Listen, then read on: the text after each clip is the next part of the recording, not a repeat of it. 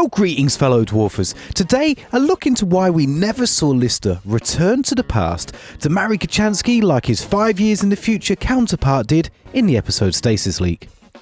To recap, in the Series 2 episode Stasis Leak, the boys find a portal back 3 million years to the still inhabited Red Dwarf.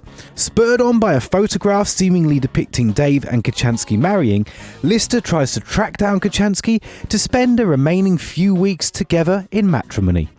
However, towards the end of the episode, it's revealed that it wasn't the present timeline Dave who got to marry Kochanski, at least not yet. It's a version of Dave from 5 years further into Lister's future.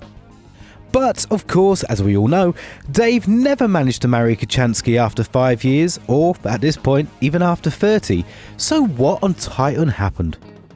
Well, there's quite a few possible explanations, but most fall into one of two types. You could either see it that the Stasis Leak portal that they went through didn't just take them back 3 million years to Red Dwarf, but perhaps it also took them to a different dimension.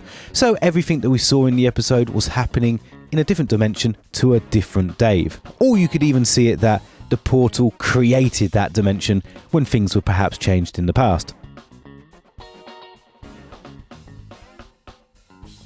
Alternatively, you could take it that one of the many reality-altering scenarios that the guys encounter over the next few years somehow skewed the timeline so much that Dave would never find his way back to marry Kochanski.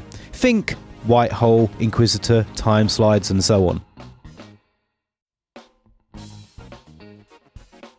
But I think there's another option, one that stares you in the face every time you watch Stasis Leak.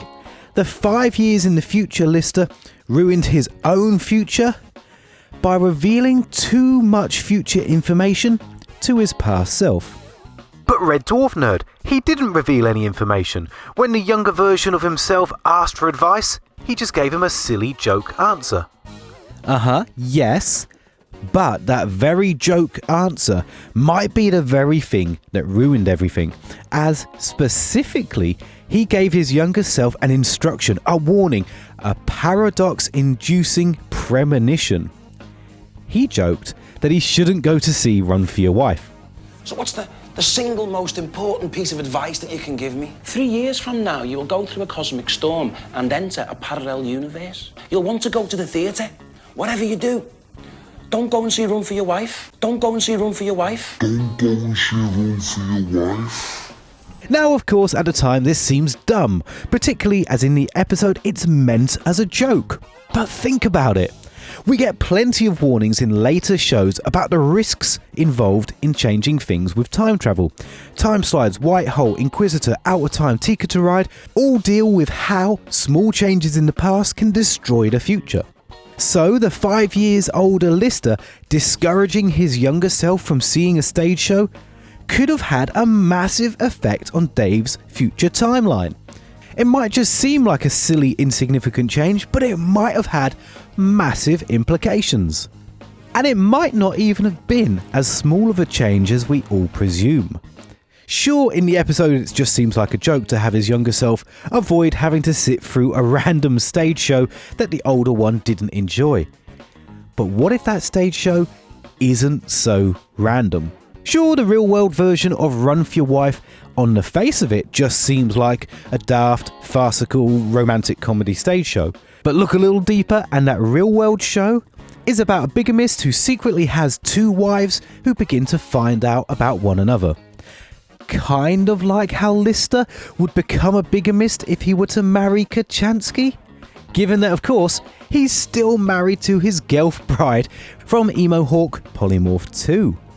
So sure, the future version of Lister might have disliked the show, but consciously or unconsciously, it could have had a massive effect on his approach to marriage, his understanding of bigamy. In fact, it might have told him everything he needs to know about it for the future.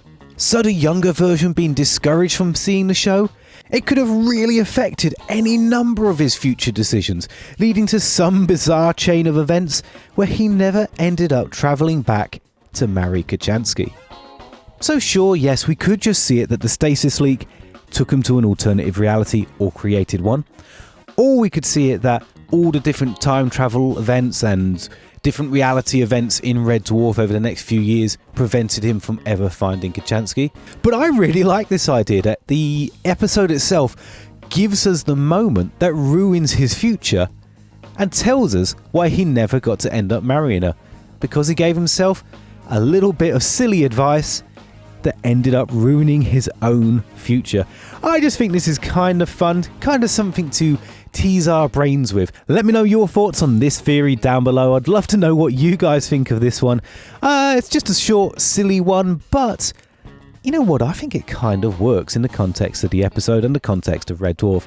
Guys, let me know what you think down below. Thanks for watching. If you're not subscribed, I'd love to ask you to do so, because I've got plenty of these theories and plenty of other Red Dwarf content here on the channel coming out all the time. Guys, thank you so much for watching, and I'll see you next time, Smugheads.